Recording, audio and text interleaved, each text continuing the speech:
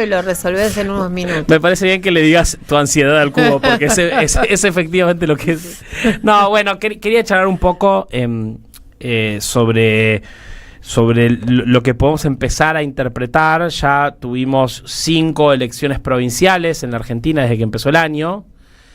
Los momentos electorales son importantes en la política, son determinantes en una democracia, y entonces empezar a sacar algunas conclusiones y pensar a mirar algunas cosas. Como saben, habíamos tenido en el mes de abril las elecciones convencionales constituyentes en la provincia de Santa Fe, en las cuales se votó quienes van a reformar la Constitución santafesina, un tema muy importante, donde triunfó la Unión Cívica Radical y la alianza política del gobernador Maximiliano Puyaro, aunque logró un resultado muy inferior al que había logrado en sus elecciones a gobernador en el 2023, 20 puntos menos. Se habló mucho también en ese momento de la baja participación electoral. Fue una participación electoral del 55-56%, la participación más baja en la historia de las elecciones santafesinas. Pero bueno, el oficialismo logró ir a una convención constituyente con un número muy bajo, y en los próximos meses Santa Fe tendrá nueva constitución. Y el domingo pasado hubo elecciones en 4 provincias, en las provincias del Chaco, de San Luis, de Salta y de Jujuy. Elecciones provinciales, elecciones desdobladas de las elecciones nacionales, ¿no? Que son potestades por lo general de las provincias. Las provincias tienen las potestades de unificar elecciones con la elección nacional, que este año se eligen diputados nacionales en todas las provincias y senadores en 1/3 de las provincias. Las provincias pueden plegar sus elecciones a la nacional o pueden desdoblarlas. En efecto, el instrumento electoral que tendremos para las elecciones nacionales este año, que es la boleta única de papel, genera dificultades para el ensamblaje electoral entre distintas elecciones. Una de las razones por las cuales es un mal instrumento electoral, ¿no? Porque desacopla, desagrega, desmiembra los proyectos de país, ¿no? En un sentido u otro, los proyectos de país son buenos. Hace difícil ensamblar elecciones locales con nacionales. Pero bueno, entonces hubo elecciones desdobladas en 4 provincias, de las cuales se ha hablado mucho. Yo quiero decir 2 o 3 cosas sobre lo que sucedió. Ustedes saben, en las 4 elecciones, a grandes rasgos, fueron triunfantes los que podemos llamar los oficialismos locales, ¿no? Las elecciones convocadas por sus respectivos gobernadores, en las cuales el peronismo fue en distintas alianzas. La Libertad Avanza tuvo estrategias distintas en distintas provincias. No hubo una gran ola violeta mileísta que arrasara a la Argentina. Esto no fue el 2005 de Néstor Kirchner, por ejemplo, por decir algo, digamos, ¿no? No fueron resultados modestos, discretos, tirando a malos para el gobierno de Javier Milei.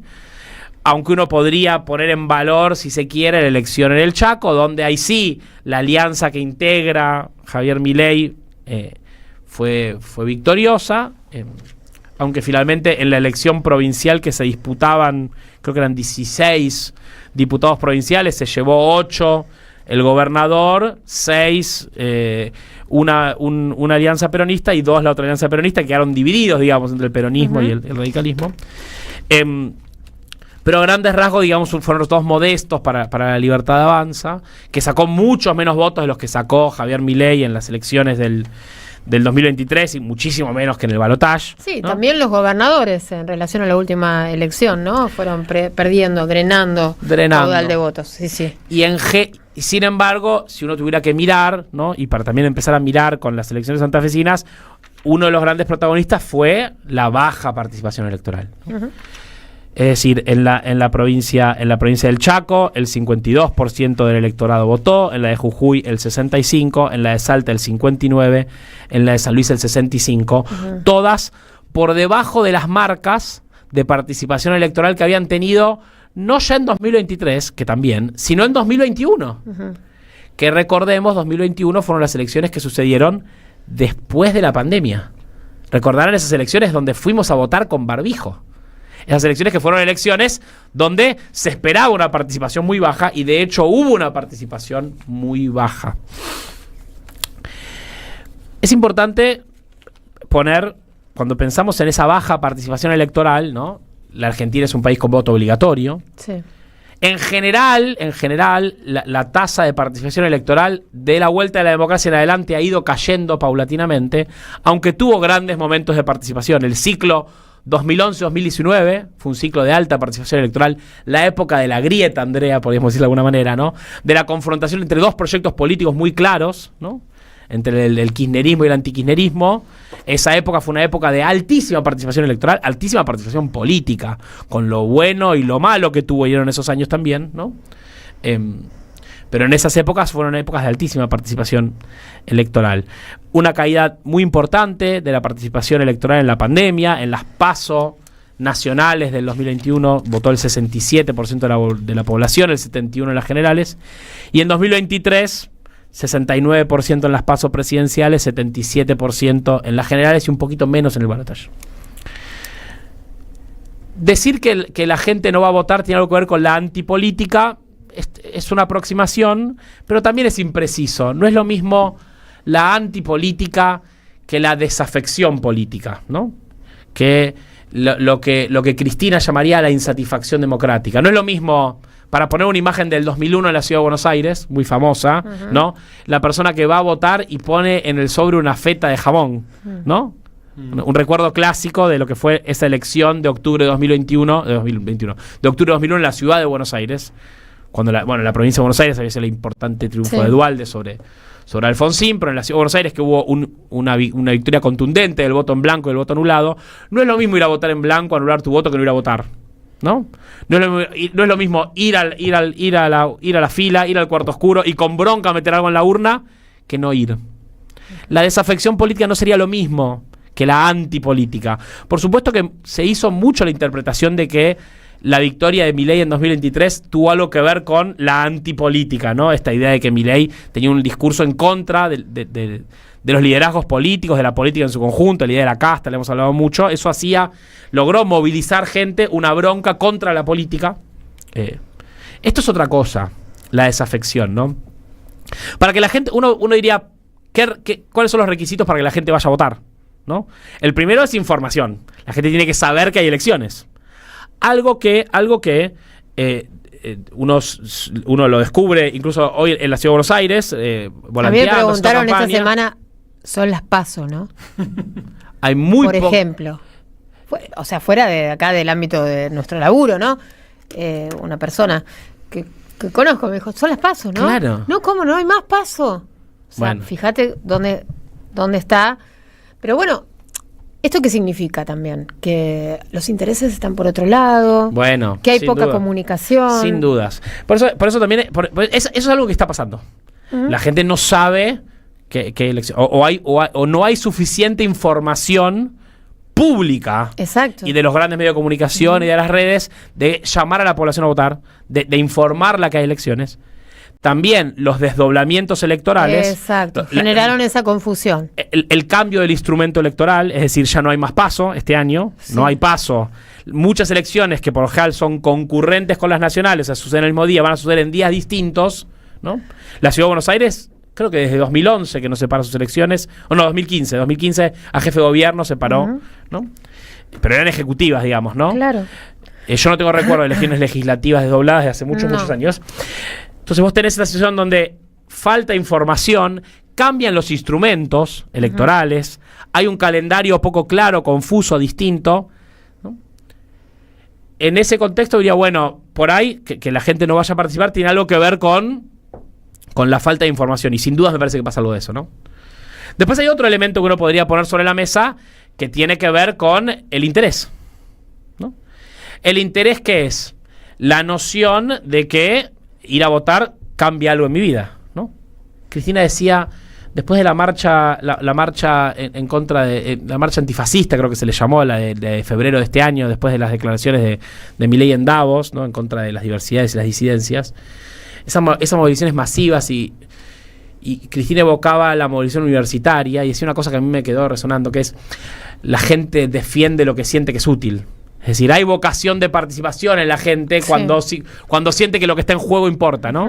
Las manifestaciones universitarias que fueron es casi paradójico, ¿no? Que en una época de baja participación, de baja movilización, tengas algunas de las movilizaciones más grandes de la historia, que se recuerdan en la historia democrática. Es como paradójico, ¿no? Sí. Hay que tratar de pensar qué quiere decir eso y por qué la gente participa en un sentido y por ahí no participa en otro, ¿no? O en una época se retrae, o espera, guarda, ¿no? Pero cuando la sociedad ve algo que valora, ahí sí está dispuesta a movilizarse. ¿Qué quiere decir entonces? Que esa potencia de movilización, que esa potencia de participación está latente, no desapareció. La gente por ahí no está adormecida. Quizás no le estamos armonizando de la forma correcta. O el mensaje, o la propuesta, o la estrategia, todavía no le acertamos al clavo de cómo convocar, ¿no? Eso a mí, en la desesperanza, me genera algo de entusiasmo, esa idea de que eso está latente en algún lado. Claro. Y después, obviamente, el compromiso cívico, ¿no? El compromiso cívico con la democracia. El sentido de la importancia, el deber de ir a votar, el deber de participar, más allá de el propio interés, ¿no? De decir, ¿me sirve o no me sirve? Y por ejemplo, esas cosas dan de la mano, ¿no?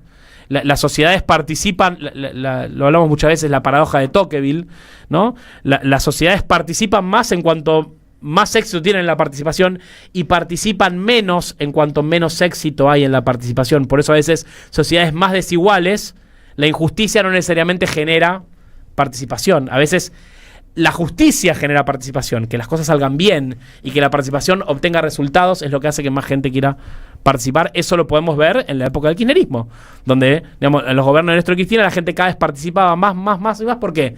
Porque había una sensación de que participar servía, participar llevaba algún resultado. Estamos en esa época, en la época de la insatisfacción democrática, y esos son un poco los resultados, ¿no? En esa desafección electoral en la gente que no va a votar, también creo que la última columna, no la anterior, creo, hablábamos del tercio pospandémico y esa gente que no son votantes antiperonistas, sino que fueron a votar a Milei en las PASO y en las generales de 2023, y que el peronismo tenía que mirar ahí, ¿no? Para pensar en cómo reconstruir una mayoría. También en las personas que no fueron a votar, las personas que hoy por ahí no se ven convocadas por la política, que no las convocan los mensajes de odio, ¿no? Los mensajes de violencia, de los antiperonismos, no las convocan, pero tampoco las convoca el peronismo. Por ahí hay un lugar para ir a buscar hacia adelante. Después, otra cosa para decir es la provincialización de la política, que también es un rasgo de la época, ¿no? Hoy la Argentina tiene ¿cuántos gobiernos? De las 24 distritos argentinos, ¿cuántos los gobiernan los grandes partidos nacionales? El Partido Justicialista y la Unión Cívica Radical. Bueno, las 4 provincias que, por ejemplo, que votaron el domingo pasado, ninguna. En Chaco, bueno, yo diría lo siguiente, ¿no? Mira, vamos rápido. Sí. En Buenos Aires, La Pampa, La Rioja, Catamarca, Formosa, gobierna el Partido Justicialista y Unión por la Patria. En Santiago del Estero y en Tierra del Fuego gobiernan proyectos cercanos a Unión por la Patria, pero que no son el Partido Justicialista, digamos, ¿no? Otros instrumentos electorales. En Tucumán y en Córdoba gobiernan partidos justicialistas, antiperonistas, antikirchneristas, ¿no? En Tucumán ya casi un PJ medio mileísta por momentos, ¿no? El de Jaldo. En Mendoza, en Jujuy, en Corrientes, en Santa Fe y en Chaco gobierna la Unión Cívica Radical en 5 provincias. En cuatro distritos gobierna algo parecido a PRO, Juntos por el Cambio. En Cava gobierna Jorge Macri, en Entre Ríos gobierna Rogelio Frigerio del PRO, en Chubut Nacho Torres, un PRO que cada vez se parece más a un partido provincial y cada vez menos al PRO, y en San Juan Orrego, que llegó con la plataforma de Cambiemos y cada vez más se parece a un partido provincial. Y después la Argentina está gobernada cada vez más por partidos políticos provinciales. En Santa Cruz, partido político provincial, SER, del gobernador Claudio Vidal. En Río Negro, Juntos Somos Río Negro, Alberto Grendilec. En Neuquén, el movimiento provincial, el movimiento popular neuquino. En San Luis, Poggi, que originalmente venía del peronismo de Rodríguez A, después a Juntos por el Cambio, hoy ya en una alianza más provincialista. En Salta también, ¿no? Gustavo Sáenz, un partido provincial. En Misiones, ¿no? El Frente de la Guardia Misionero, también un partido provincial de más largo aliento. La política provincial argentina cada vez más se provincializa y se desnacionaliza, parecería, ¿no? Y también hay algo para leer ahí sobre la provincialización. Y si no hay algo que sucede en simultáneo entre gobiernos y políticas cada vez más provinciales y un gobierno nacional que abiertamente llama a la destrucción de lo nacional, a la destrucción del Estado Nacional, pero también a la ruptura de la identidad y del proyecto de país, ¿no? Suceden en simultáneo la victoria de algunos partidos provinciales y de Javier Milei y la Libertad Avanza en un partido de destrucción y disolución nacional. Es importante recuperar la idea de país en esta etapa. Es importante recuperar esa idea de un proyecto de país. En 2002, Néstor Kirchner, antes de ser presidente, tiene estas conversaciones espectaculares con Torcuato Di Teller, se lo llama Después del derrumbe, lo hemos leído muchas veces. Es una biblia para mí este libro. Todas las veces que uno encuentra acá soluciones a las crisis de la época. Mira, Néstor está hablando sobre las regiones argentinas. La Constitución del 94 permite la aparición de regiones electorales, de regiones, que las provincias se asocien en regiones. Entonces le preguntan por las regiones. Y él dice, mira, le preguntan a Néstor por la regionalización del país. Y dice, miren, ¿saben cuáles son los riesgos de la provincialización? Si hacemos mal la integración regional, cada provincia se va a sentir perjudicada por una política que no la contiene. Y entonces, dice Néstor, en lugar de consolidar una identidad nacional, terminaremos creando el partido político de Chubut, el partido político de Santa Cruz o el de Tierra del Fuego, etc. La regionalización del país no debe ser una respuesta desesperada al abandono a que el poder central ha sometido a muchas regiones. La propuesta tiene que apuntar a integrar a la nación para así integrarnos al mundo. La integración regional y nacional es una tarea pendiente cuyo abordaje no admite dilaciones, pero su resolución es de carácter estratégico. Que decía Néstor, ahí alertaba con eso que pasó cercano al 2001, que tuvimos una percepción de disolución nacional, ¿no? De la disolución de la Argentina por momentos, ¿no? De esa crisis política, económica, social, cultural. Y Néstor veía este riesgo de la fragmentación provincial, ¿no? Y esas fragmentaciones provinciales en las cuales dice, mira, lo que quiero decir es que esto no tiene que ser una lucha de los caudillos del interior, provincialismo ultramontano contra el centro, contra el puerto, contra Buenos Aires o las 3-4 provincias grandes, sino esencialmente discutir en serio un modelo de país diferente. ¿Qué me interesa de esa cita de Néstor? Hoy a la mañana escuché, acá sentado, en la 530, estuvo un diputado provincial del Chaco, Rodrigo Campo, que fue un activo participante y candidato en las elecciones del domingo. Sí. Y creo que tenemos unos 2 videitos de Rodrigo para escuchar. Pongamos por ahí el segundo, creo, no el primero que teníamos, que estamos cortitos de tiempo. Ya digo, Mayo me está apurando. A ver si lo tenemos. Una idea común, sobre todo más generacional, que tiene que ver con que se está reconstruyendo una dirigencia que expresa a otros sectores y que también tiene mucho más que ver con el accionar de la militancia y no con una lógica más patricia con la que algunos dirigentes se arrogaron la representación total del justicialismo, muchas veces votando determinadas leyes como el RIGI o quizás un acuerdo con el Fondo Monetario Internacional. Bueno, también en eso hay que poder diferenciar una cosa de la otra. El justicialismo en esto es clarísimo, ¿sí? Nosotros tenemos una mirada antiimperialista, queremos un desarrollo capitalista del país con una redistribución de la riqueza que tenga que ver, digo, con una mirada de desarrollo nacional, de generación de trabajo. Nosotros en eso, sobre todo puertas adentro de las provincias, lo tenemos muy claro y necesitamos que haya una visión de país que nos acompañe y que nos incluya.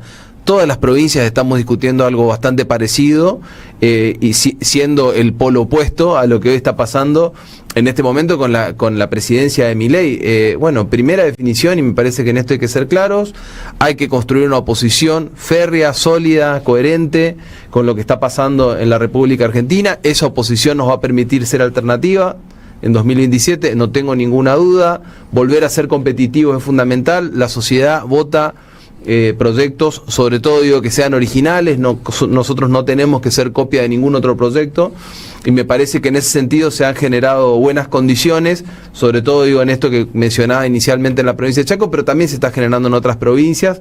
Es quizás corrernos de la lógica triunfalista que ha vaciado al peronismo durante muchos años, de creer que hay que ganar por ganar. Nosotros tenemos que poder ganar con el pueblo adentro, tenemos que poder ganar generando soluciones efectivas para que la gente viva mejor. Decía Rodrigo Campo, lo voy a poner otro audio porque Diego Mayo me va a matar. Bueno, tampoco tanto. Rodrigo hoy a la mañana, acá en la radio, decía, me pareció fascinante el planteo. Él estaba hablando sobre el rol del PJ Nacional y la propuesta de Cristina alrededor del PJ Nacional, que fue en algunas discusiones de Twitter un poco injustamente criticada las intervenciones del Partido Justicialista en las provincias de Jujuy y Salta. Y lo que planteaba Rodrigo es, acá hay una novedad política en el Partido Justicialista Nacional, que es, después de muchos años donde muchos dirigentes peronistas, en nombre del peronismo, e incluso en nombre de los gobiernos de Néstor y Cristina, al final terminaron haciendo cualquier cosa, es la primera vez que el Partido Justicialista está proponiendo una salida programática, una salida con la gente adentro, una salida de oposición frontal al gobierno de Javier Milei, que por supuesto tardará en rendir sus frutos. Si los PJs de Jujuy y Salta fueron intervenidos, fue precisamente porque había un problema ahí a resolver y las intervenciones darán sus frutos con el tiempo. La alternativa del PJ de Salta era terminar yendo atrás de un gobernador que salía con Milei. Ese era el lugar del PJ de Salta si no se intervenía, por decir algo. Pero lo que me interesa señalar, que en la novedad que planteaba, que Rodrigo traía hoy en la 530 era, se está empezando a generar un cambio de paradigma en el Partido Justicialista y un cambio de paradigma en el peronismo que va a empezar a levantar cabeza y a mostrar en las elecciones de octubre de este año y de cara al 2027 una propuesta política que sea federal, pero que lo federal no sea la expresión de una provincia aislada del conjunto del país, sino una mirada constructiva para el conjunto de lo nacional que hoy parece un poco roto. Y con esto termino la última cosa. Una hipótesis. Si uno mira la historia de la Argentina de la segunda mitad del siglo XX, la aparición de partidos provinciales es bastante coincidente con la proscripción de Perón y la proscripción del peronismo. El Movimiento Popular Neuquino, por ejemplo, se funda en 1963. Uh-huh. Los neoperonismos, que fueron las estrategias de adaptación de sectores del peronismo a la proscripción de Perón para seguir compitiendo y tratando de adaptarse al sistema con Perón exiliado y proscripto y prohibido, bueno, es la historia también de los partidos provinciales. Cuando al peronismo se lo proscribió, después del 55, sí, del cual ahora se cumplen 70 años, también la política se empezó a provincializar. Esto no explica todo, pero algo explica. Claro. Algo explica. Y cierro con... ¿Vieron la tapa de Clarín de hoy? No sé si la vieron. Uh-huh. La tapa de Clarín de hoy, donde, no sé si le tenemos la foto para verla, en la tapa de Clarín de hoy, dice Clarín, el jefe de los fiscales pide duplicar la condena de Cristina por la corrupción de vialidad, y abajo una foto Casal, ¿no? Estamos hablando. El procurador Casal pide duplicar la condena de Cristina por la corrupción en vialidad. Recordemos, la Corte Suprema tiene en sus manos la causa de la inhabilitación perpetua de Cristina para cargos públicos. 3 días antes de las elecciones. Su condena, ¿no? En la ciudad de Buenos Aires también. Su condena y su prisión el día antes de la veda electoral, el día antes de las elecciones en la ciudad de Buenos Aires. La tapa de Clarín es el pedido del jefe de los fiscales de encarcelar y proscribir a Cristina y una foto de Cristina entrando a su nueva casa en el barrio de Constitución. Así es. La foto de Cristina entrando a su casa. Una repetición casi perfecta, en la tapa de Clarín, una evocación de la situación de lo que sucedió días previos al intento de asesinato de Cristina. Sí. Que era un fiscal pidiendo la cárcel para Cristina, ¿no? Y los medios de comunicación mostrando a Cristina en la puerta de su casa. Y diciendo, acá vive Cristina Fernández de Kirchner. Y hace algo, para mí, para cerrar esto, hay una interna antiperonista a cielo abierto en la Argentina que se va a dirimir en parte en las elecciones de este domingo en la Ciudad de Buenos Aires, en el corazón histórico del proyecto antiperonista. No todos los porteños son antiperonistas, pero el proyecto antiperonista nace de la Ciudad de Buenos Aires, o vive fuertemente en la Ciudad de Buenos Aires. La interna del antiperonismo, la interna entre Macri y Milei, ahí no está discutiendo. ¿Qué discuten? No discuten el alineamiento geopolítico, el precio de la carne, ¿no? O los aranceles a no sé qué. ¿Qué discuten? Vos lo dijiste hace un rato. ¿Quién va a poner las condiciones? No, discuten, pero quiero decir, ¿qué es lo que más, qué es el centro de la discusión? Obvio. Pero esa discusión de poder, ¿en qué se dio? Se dio en quién es más malo con Cristina. La discusión de ficha limpia, ¿quién es? ¿Quién proscribe más a Cristina? ¿Quién es más malo para meterla en cala? ¿Quién es el más antikirchnerista de los kirchneristas? ¿Quién mata primero a un peronista? Esos son los términos de discusión que le proponen a la sociedad en la interna del antiperonismo. ¿Quién es el más antiperonista de todos? Y en esa interna, horrorosa, antidemocrática en un punto, porque la discusión es quién es el que, ¿cómo es que dice Milei? ¿Quién le pone el último clavo al cajón del kirchnerismo? Estas son las palabras que se usan en la interna del antiperonismo. En ese marco, esa interna y esa confusión abren una posibilidad para que ambos proyectos sean derrotados este domingo en las urnas en la Ciudad de Buenos Aires, en el corazón del proyecto antiperonista, lo que sucede este domingo, y la posibilidad de que entre esa interna se cuele el peronismo y gane las elecciones, que nadie sabe si va a pasar o no, sería un escenario que cambiaría el marco político en el que estamos viviendo en Argentina de hoy, me parece. Así que con eso cerramos. 19, 12 minutos, vamos a dar